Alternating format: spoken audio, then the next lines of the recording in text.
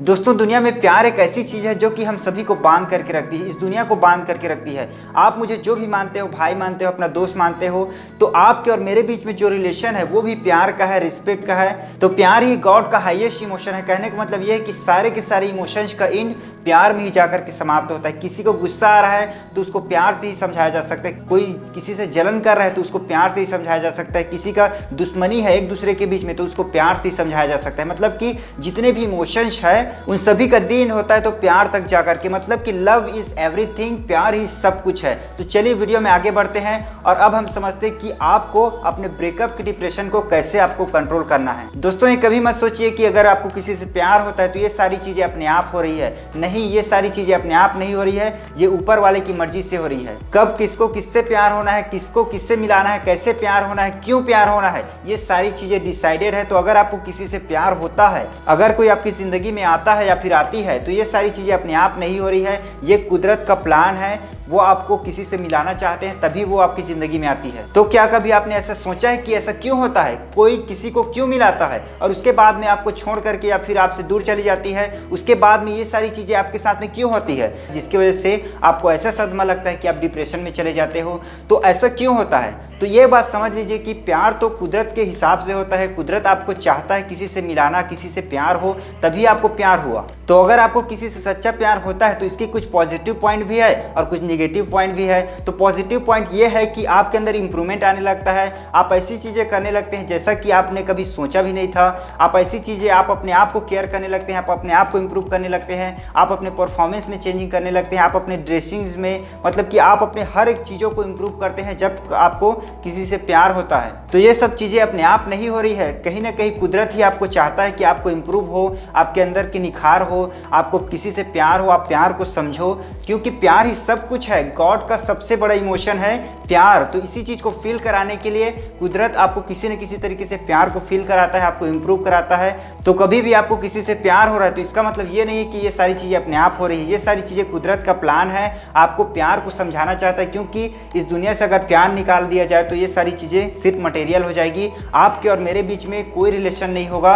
अगर आपके और हमारे बीच में कोई रिलेशन नहीं होगा, भाई का, दोस्त का, तब तक कुछ नहीं होगा, आप और हम बातें नहीं कर पाएंगे। इसीलिए प्यार ही सब कुछ है। तो चलिए अब थोड़ा सा आगे बढ़ते हैं। तो ऐसा क्यों हुआ कि आपको किसी से प्यार हुआ, उसके बाद में आपके अंदर इंप्रूवमेंट आने लगा, आप ऐसी चीज़ें करने लगे जैसा कि आप अपने आप में कभी सोचे भी नहीं थे, वैसी चीज़ें आपके अंदर से निखार आने लगी, आप ऐसे कुछ स्किल्स डेवलप करने लगे, आप ऐसे कुछ काम करने लगे जैसा कि किसी को कोई उम्मीद नहीं था। तो ये सारी चीज़ें हो रही है तो ऊपर वाले की मर्जी से हो रही है। कहने का मतलब यह है कि आपको प्यार हुआ तो ऊपर वाले की मर्जी से। लेकिन ऐसा क्यों होता है कि थोड़े टाइम के बाद में, प्यार के सपने दिखाने के बाद में, कुछ होने के बाद में ऐसा होता है कि वो आपकी ज़िंदगी से चले जाते हैं, चाहे बॉयफ्रेंड हो, चाहे गर्लफ्रेंड हो, लड़का हो या लड़की हो, कोई भी हो, वो आपकी ज़िंदगी से चले जाता है। उसके बाद में आपको लगता है कि पूरी दुनिया समाप्त हो गई। तो ऐसा क्यों होता है? ऐसा होना चाहिए, क्योंकि अगर ऐसा नहीं होगा तो आपने प्यार को नहीं समझा। तो प्यार को जब समझ लेते हैं तभी आपके साथ में ऐसा होता है कि आप डिप्रेशन में चले जाते हैं। तो अब मैं आप सभी से जो बातें करने वाला वो चीज़ों को आपको ध्यान से समझना है। अगर आपको किसी से प्यार हुआ तो वो ऊपर वाले की मर्जी से हुआ।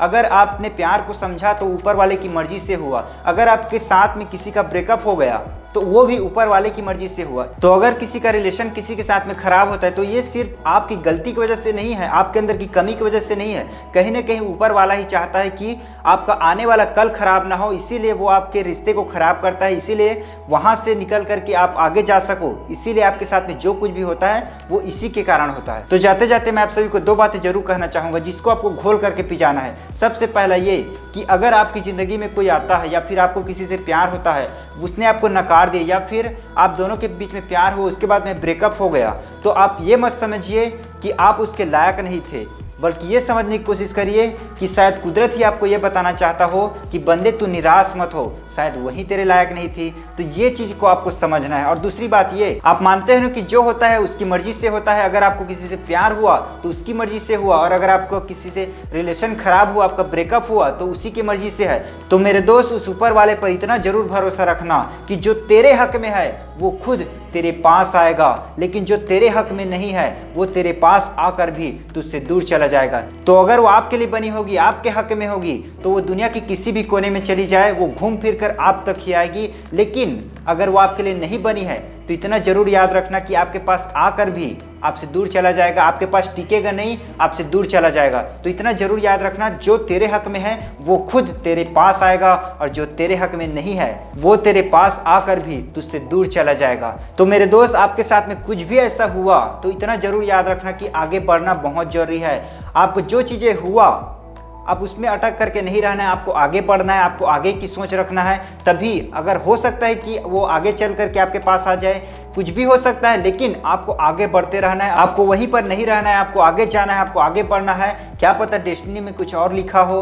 तो यही इसी बात को ध्यान में रखते हुए कि जो होता है अच्छे के लिए होता है, इसी बात को ध्यान में रखते हुए आपको आगे बढ़ना बहुत जरूरी है, क्योंकि अगर आप आगे नहीं बढ़ोगे तो आप वहीं के वहीं रह जाओगे। इसीलिए मैं आप सभी का दोस्त हरीश राज आप सभी को ये कहना चाहता हूँ कि आगे बढ़ो यार, जिंदगी में बहुत कुछ है, जीने की ख्वाहिश से बड़ी कुछ नहीं, तेरी गुजारिश से बड़ी कुछ नहीं, कुदरत का भी हाथ तेरे लिए खुला है, जीना चाहा जिसने जन्नत उसी को मिला है। तो आगे बढ़ना है और कुछ करके दिखाना है। Keep smiling with Harish Raj. Thank you very much.